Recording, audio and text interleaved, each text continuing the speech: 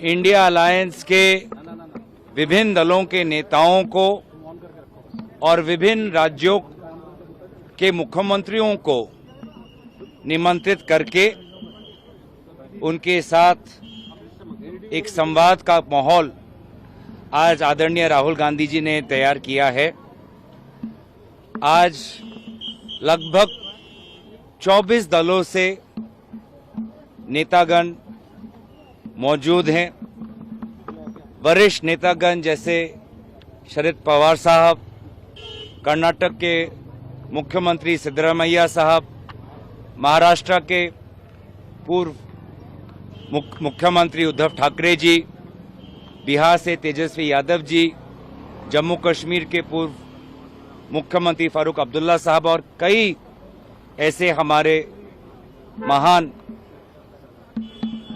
और वरिष्ठ राजनीतिक नेतागण उपस्थित हैं।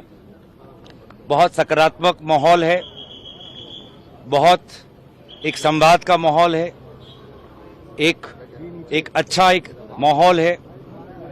जिस प्रकार से हमने सदन के अंदर एकजुट होकर जनहित में, देश हित में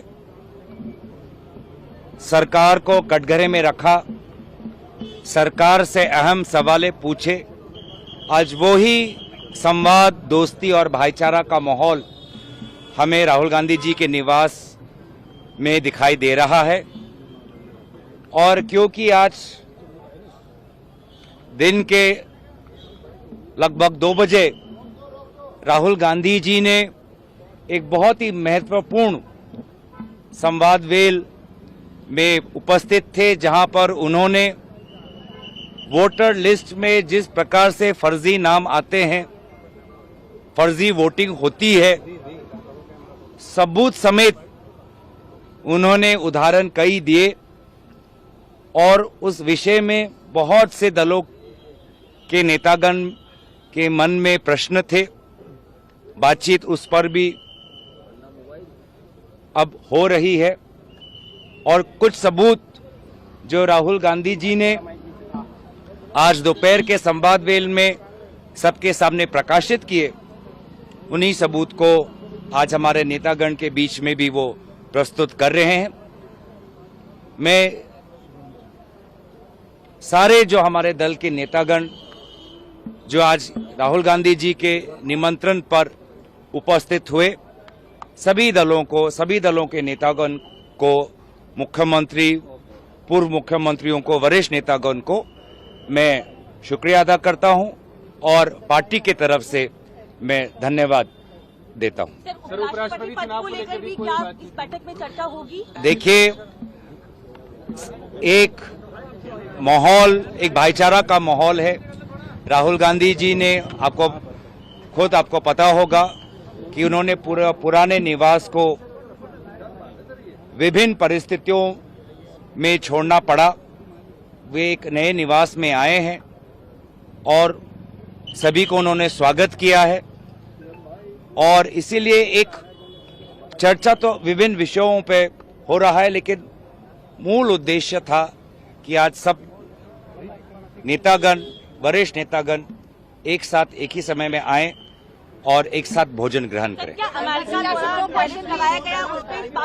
देखिए, जहां तक विभिन्न, क्योंकि कोई औपचारिक मीटिंग नहीं है, कोई औपचारिक सभा नहीं है, विभिन्न विषयों पर हम अपेक्षा कर सकते हैं कि विभिन्न नेतागण के बीच में राहुल गांधी जीतेंगे या चुनाव आयोग जीतेगा, या फिर इस बीच में फायदा उठाने वाले भाजपाई या बीजेपी या डबल इंजन की सरकार जीतेगी। दर्शकों, ये भूचाल, ये प्रेस कॉन्फ्रेंस, ये खुलासा राहुल गांधी का पूरे देश में कहीं ना कहीं बवाल मचा दिया, सबकी आंखें खोल कर रख दिया है। लेकिन इससे होगा क्या? क्या सरकार गिर जाएगी? क्या ये मोदी की सरकार नहीं, ये चोरों की सरकार है? ये भी पत्रकारों ने सवाल पूछा और अगर ऐसा है तब तो सरकार गिर जाएगी। ये जो सवाल उठा है, ये जो खुलासा हुआ है, ये जो ड्राफ्ट दिखाया गया, जो राहुल गांधी अपना पिटारा उन्होंने खोला, जो एटम बम खोला है, क्या वाकई में सरकार पर कोई फ़र्क पड़ेगा? क्या चुनाव आयोग पे फ़र्क पड़ेगा? क्या वाकई में देश में जो लोग वाकई में सत्ता को पलटना चाहते हैं, अपने हक और हुकूक के लिए लड़ना चाहते हैं, क्या उन पर कोई जो है हो पाएगा, कुछ उनको मिल पाएगा? ये तमाम लोगों के जहन में इस वक्त चल रहा है। दर्शकों, सुबह का वक्त है, जरा सा समझ लीजिएगा। सब लोग देख चुके हैं, प्रेस कॉन्फ्रेंस सुन चुके हैं, उनकी बड़ी बड़ी बातें राहुल गांधी की समझ चुके हैं, लेकिन जिस तरीके का जवाब चुनाव आयोग और सरकार दे रही है उससे कहीं ना कहीं लोगों को परेशानियां हो रही हैं। सबको इस बात की हैरानी है कि वाकई में ये क्या मजाक है। और दर्शकों, जो अब मैं खुलासा कर रहा हूँ, जो अब मैं बताने जा रहा हूँ, आप यकीन मानिएगा कि अगर इसका जवाब चुनाव आयोग दे दे, अगर इसका जवाब सरकार दे दे, तो यकीन मानिए देश की जनता कभी धोखा नहीं खाएगी। इस देश में लोकतंत्र कभी शर्मसार नहीं होगा। इस देश में संविधान के साथ कभी खिलवाड़ नहीं होगा। अधिकारी अपना ईमानदारी से अपना काम करेंगे, शिक्षक अपना ईमानदारी से काम कर पाएंगे, हर संस्था ईमानदारी से अपना काम कर पाएगी। लेकिन जब भ्रष्टाचारियों को चुनेंगे, धोखेबाज लोगों को चुनेंगे, फर्जी वोटिंग कर या करवा कर गलत मंत्री नेताओं को जब चुनेंगे, तो फिर संस्था के साथ, सिस्टम के साथ, लोकतंत्र के साथ, संविधान के साथ बेईमानी नहीं, पूरी तरीके से जो है खिलवाड़ होगा, जो कि हम होता हुआ दिख रहे हैं।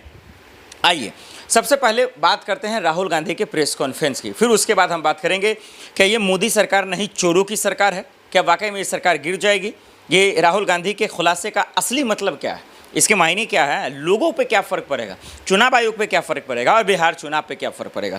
क्योंकि राहुल गांधी ने इसका भी जो है खुलकर अपनी बात प्रेस कॉन्फ्रेंस में क्या, वो इंग्लिश में खुलासा कर रहे थे, बीच बीच में कहीं पर उन्होंने हिंदी बोला। हो सकता है लोगों को समझ में ना भी आए, और वैसे भी लोग आव भाव समझ ही लेते हैं, और वो इसलिए समझते हैं कि नेता भले ही देश के लोगों को मूर्ख समझे, बदअकल समझे, लेकिन वो अपने हैसियत से, अपने हालात के हिसाब से वो सब के सब कामयाब और पूरी तरीके से स्ट्रगल करने वाले लोग होते हैं। वो देश का फिक्र करने वाले लोग होते हैं, वो देश को समझने वाले लोग होते हैं। लेकिन आजकल के कुछ जो है गद्दार नेता मंत्री इन लोगों को मूर्ख समझते हैं, बांग्लादेशी समझते हैं, घुसपैठिए समझते हैं, और उनको कुचलते हैं, उनके साथ बेईमानी करते हैं, धोखाधड़ी करते हैं। राहुल गांधी का सबसे पहला खुलासा और सबसे बड़ा आरोप, ये चुनाव आयोग चोरी कर रहा है, वोटों की चोरी कर रहा है। और किस तरीके से कर रहा है कि एक फ्लैट में 1 BHK में 40 से 40 मतदाता कहाँ से आ जाते हैं, सबका एड्रेस एक ही कैसे हो जाता है, पिता का नाम एक ही कैसे हो जाता है, और बहुत सारा खुलासा।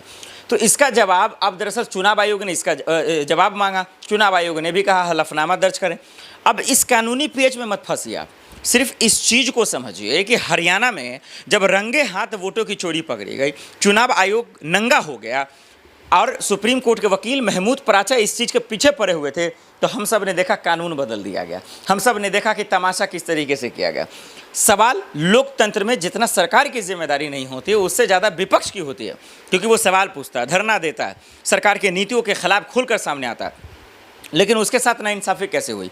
एजेंसियाँ बिक गई, ED CBI तमाम लोग विपक्ष में ही काम करने लगे, चुनाव आयोग के अधिकारी किस तरीके से करने लगे, ये हम सब ने देखा। तो सवाल उठने लगा कि विपक्ष क्या मेहनत नहीं कर रहा, और उसी चीज़ को लेकर राहुल गांधी ने भंडाफोड़ कर दिया।